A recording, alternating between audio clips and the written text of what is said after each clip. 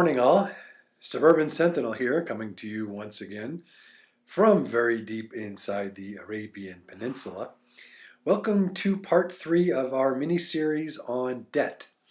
In the first part, we looked at the financial implications of debt. In the second part, we explored how debt is the antithesis of prepping. And in this section, I'd like to examine the health implications of debt. So let's get started. Prior to doing the research for this video, I did not know much about the relationship between debt and physical and mental health. I always had an inkling that there was a connection, and this was based on anecdotal evidence, either being in business or doing business with people and companies that were deeply in debt. It seemed to me that they were always suffering from an undue amount of anxiety, depression, and the like. But in researching this video, I found some rather interesting information.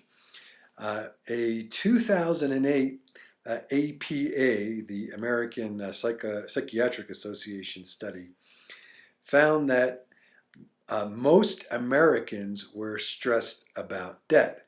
This is the majority of Americans.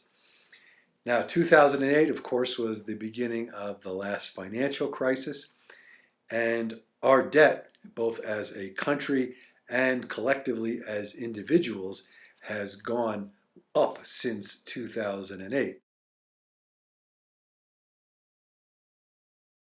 In another study, this one by the Associated Press, and this was again in 2008, there was a strong link between debt stress and a myriad of health problems, including but not limited to muscle tension, headaches, digestive issues, severe anxiety, and depression. Debt is a highly toxic form of stress. Now, again, prior to researching this video, I didn't really know that for sure, but based on empirical evidence, that was my hunch. I've been in business or doing business with people who were under debt stress, and they seem to have a high reliance on alcohol and sleeping pills and anti-depressants. They had, at least to me, seemingly higher rates of heart disease, heart attacks, and fatalities from strokes and heart failures and the like. Now, there is actual scientific evidence to support this proposition. So I believe that hunch that most of us probably have is correct. First, let me give you some of the science behind this. There is a health psychologist named Kelly McGonigal, and she states that debt is a highly corrosive form of stress on human beings. In sum, debt is a particularly caustic form of stress on us mere mortals. But why is that? We are all under constant stress. We have stress at home, interpersonal relationship types of stress. We have stress at work. We have financial stresses that are not necessarily arising out of debt. So what makes debt so pernicious? Well, Ms. McGonigal explains it as follows. First, debt is generally very hard to escape. Being in personal debt tends to be a long-term problem that can take years, if not lifetimes, to solve. So debt is hard to get out from under for most people. So with no light at the end of the tunnel, people are highly likely to give in to feelings of hopelessness. The second reason that debt is such a toxic stressor is that we mere mortals cannot compartmentalize our debt stress.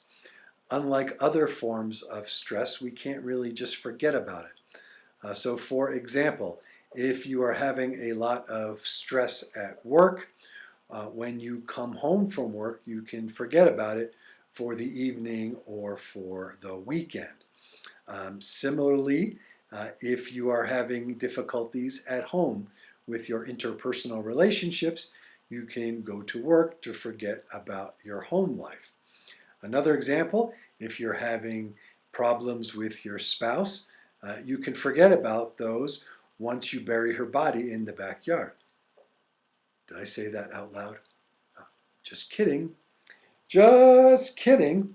However, debt, unlike the aforementioned, is always there, and it's very hard to forget about your debts. The studies on debt, stress, and health indicate that debt stress triggers the same fight or flight reactions that served our ancient selves so well when we were in danger of being eaten by a predator higher up the food chain. However, those biochemical stressors were designed to operate for moments at a time. Being under debt stress can keep that same reaction in your body and in your emotions indefinitely for days, weeks, months, or even years. Now, you don't have to be a doctor to presume this would be very hard on your body and consequently very bad for your health. Debt can be a real trap. In point of fact, for many people, the more debt they have, the more additional debt they accumulate. And that's kind of an interesting phenomenon, so let's get into that by going back to the health psychologist Kelly McGonigal. Those who are in debt feel guilt, shame, and depressed because of that debt. And some of those same people go out and buy high status items such as expensive clothes, expensive cars, jewelry, in order to help improve their self-esteem. But like drugs, it is a temporary fix. You are consuming more of your financial resources and often going deeper into debt to get this temporary high from making yourself feel better by spending more money on things you don't need. In addition, America most notably and some other countries are designed as debt traps. A large part of our economy, quite frankly, is selling crap to each other. Our entire financial system, our currency, is entirely debt-based. We have rampant consumerism, and it's encouraged in the media and on television.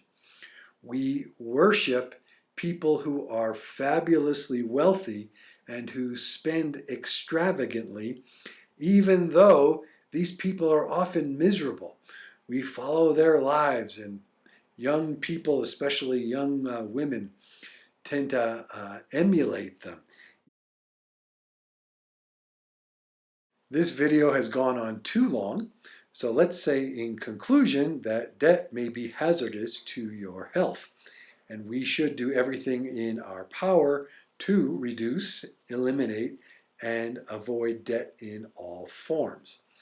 In the next couple of segments, we'll switch to how. We've examined the what about debts, and then we'll look at the ways to get out of debt or avoid debt entirely. So thanks for watching. This is the Suburban Sentinel, Arabian Peninsula Division, that is. Please thumbs up, share, and subscribe if you like what you see. Questions, enlightening comments, and differing opinions are always welcome. Prep and be safe, everybody.